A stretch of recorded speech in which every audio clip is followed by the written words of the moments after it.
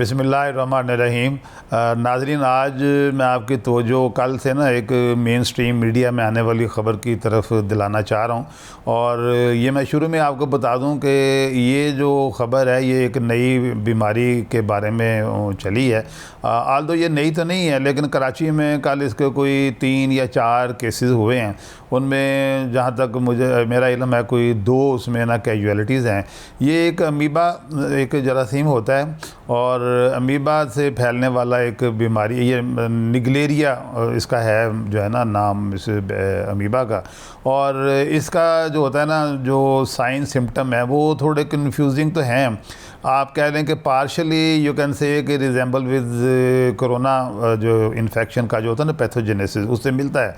ये नाक के ज़रिए दाखिल होता है और जो होता है ना जो सूंघने की जो सलाहियत है ना वो फौरी तौर पे इसमें अपसेट हो जाती है। लेकिन ये उससे डिफरेंट इस लिहाज से है, ये बताना इसलिए ज़रूरी क्योंकि ये कल जो ख़बरों में तासर दिया गया था ना वो ऐसे दिया गया था कि शायद जैसे ये कोरोना से भी कोई ख़तरनाक चीज़ आ गई है क्योंकि इसका कैजुअलिटी रेट हाई है। लेकिन ये इस तरह नहीं है। ये कोरोना से ये बिल्कुल मुख्तलिफ इस लिहाज से है कि ये मैन टू मैन नहीं फैलता, कॉन्टैक्ट से ये होता है ना ह्यूमन टू ह्यूमन नहीं फैलता। एक इंसान के बॉडी में अगर आ गया, अगर वो दूसरे आदमी के साथ कांटेक्ट करता है तो वो उसे ये नहीं फैलता। ये आमतौर पे ना स्विमिंग पूल और जो है ना वो वेट जो प्लेसेस होते हैं ना ये वहाँ ये ग्रो करता है। और स्विमिंग पूल में अगर क्लोरीनेशन प्रॉपर ना हुई हो और उसका जो टेम्परेचर है वो इस अमीबा की ग्रोथ के लिए फेवरेबल हो गया हो तो उस सूरत में ये फैलता है। इसमें ख़ास तौर पे यही है कि जो वाटर स्पोर्ट्स हैं और पानी जो है ना उसमें ये ग्रो करता है, तो पानी के अगर आपके बर्तन भी जो घरों में उसकी ज़रा सफाई में ज़्यादा ख्याल रखना चाहिए। और स्विमिंग पूल में ख़ास तौर पे और बाकी भी जो वाटर स्पोर्ट्स हैं, जैसे देखो ना हमारे कई वो वाटर स्पोर्ट्स पार्क्स बनी हुई हैं, कई क्लब हैं, लाहौर में 1-2 क्लब हैं, वहाँ उन्होंने जो लेक्स बनाई हुई हैं, जो आर्टिफिशियल लेक्स बनाई हैं वो बड़ी अच्छी हैं, मतलब कि घूमने फिरने के लिए। आज इतनी गर्मी के मौसम में वहाँ बच्चे बड़े इंजॉय तो करते हैं जाके, लेकिन ये एक्चुअली ऐसी जगहों पर ज़्यादा एहतियात की ज़रूरत होती है। मैं ये नहीं कह रहा कि आप वहाँ जाना छोड़ दें, मैं ये जो अफराद उनको रन करते हैं, मेनटेन करते हैं, ये उनकी एहतियात की है कि स्विमिंग पूल्स हैं, अगर आपके इसी तरह का आर्टिफिशियल लेक्स वगैरह हैं तो उनकी प्रॉपर क्लोरीनेशन और प्रॉपर उनकी सफाई होनी चाहिए। और दूसरी बात ये है कि ये जो अमीबा है ना ये काबिल इलाज होता है। बहुत सारी दवाइयाँ जो है ना वो उसके ऊपर असर कर देती हैं, कई एंटीबायोटिक है। और जहाँ तक मेरा इल्म है फ्लैजेल जो है बड़ी कॉमनली यूज्ड एक है मेडिसिन, वो भी मोस्ट ऑफ दी अमीबा के ऊपर होना, इस बीमारी का ना बॉडी में मौजूदगी को अमीबियासिस कहते हैं। तो ये अमीबियासिस की बहुत सारी जो है ना इकसाम जो होती हैं इनके ऊपर बड़ी ज़्यादा जो है ना एंटीबायोटिक्स और एंटी अमीबा दवाइयाँ मौजूद हैं। लेकिन उसमें ये ज़रूर होता है कि उसका एट प्रॉपर टाइम अगर उसका इस्तेमाल कर लिया जाए तो ठीक है।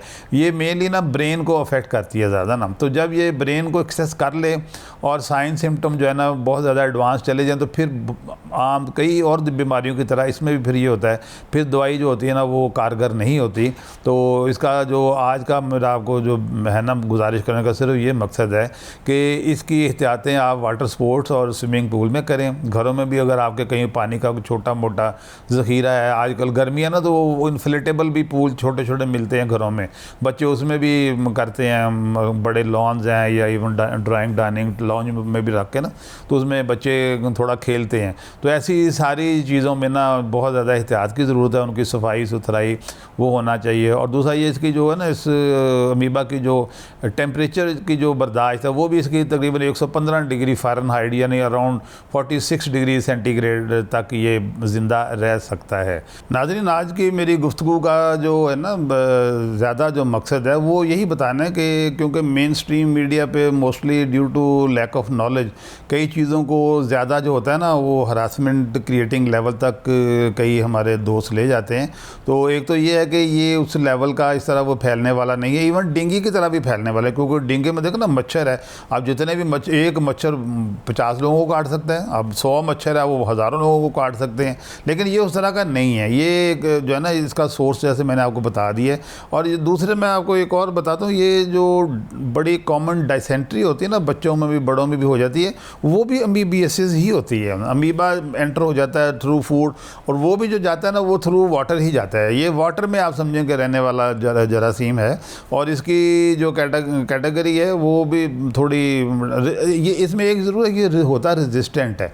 अगर इसको आप प्रॉपर क्लोरीनेशन ना करें, डिसइंफेक्शन जो इसके लिए स्पेसिफिक चाहिए होती, वो अगर नहीं करेंगे तो ये सर्वाइव करता रहता है, बड़ी देर तक ये ज़िंदा रहता है, और अपने ऊपर एक रेजिस्टेंट ये बना भी लेता है, शेल भी बना लेता है। तो इस लिहाज से ये ख़तरनाक है कि ये रेजिस्टेंट है। इसकी जो होता है ना काफ़ी चीज़ों को रेजिस्ट करता है, लेकिन ये अब ये ब्लेसिंग है कि भी ये सेंसिटिव टू मैनी जो है ना टेस्टेड जो मेडिसिन हैं, और ये बड़े कॉमन जो आम जो जीपी होते हैं, जनरल फिजिशियन होते हैं, वो इसको बड़ा आसानी से हैंडल कर लेते हैं। लेकिन इसमें शर्त यही है कि आपने just at the onset of जो होता है ना बीमारी के अलामात ज़ाहिर हों तो उसी वक्त जो है ना वो जाना चाहिए अपने फिजिशियन के पास। और जितनी जल्दी आप इसके एंटीबायोटिक लेना शुरू कर दें, जो भी मेडिसिन के ऊपर ये जिससे ये सेंसिटिव है, जितनी जल्दी वो मेडिसिन खाना शुरू कर देंगे उतनी ही जल्दी ये रिकवर हो जाता है।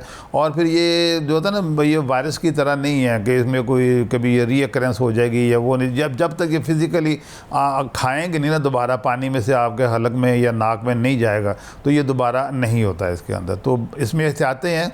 और बाकी है कि ये बिल्कुल जो है ना कल जो मैंने देखा था तो मुझे मेन स्ट्रीम मीडिया से यही फील आई थी कि शायद लोगों को ना हरासमेंट का दोबारा ना सामना करना पड़ जाएगा। अभी एक वो पहली वाली बला टली नहीं है, ये कोई नया अज़ाब आ गया, ऐसी नहीं है। लेकिन कराची में 2-3 इसकी कैजुअलिटीज़ हुई हैं, और वो ज़ाहिर है कि वो इस चीज़ के मुतकाज़ी हैं कि मैं आपको बताऊं कि ये एक चीज़ है, ये 1965 में सबसे पहले आइडेंटिफाई हो गया हुआ था ये वाला अमीबा। वैसे जो अमीबा है ना काफ़ी ज़्यादा है और बहुत देर के आइडेंटिफाइड। ये जो डिसेंट्री वाला अमीबा ये तो बहुत ज़्यादा पहले का आइडेंटिफाइड मेरा ख्याल है।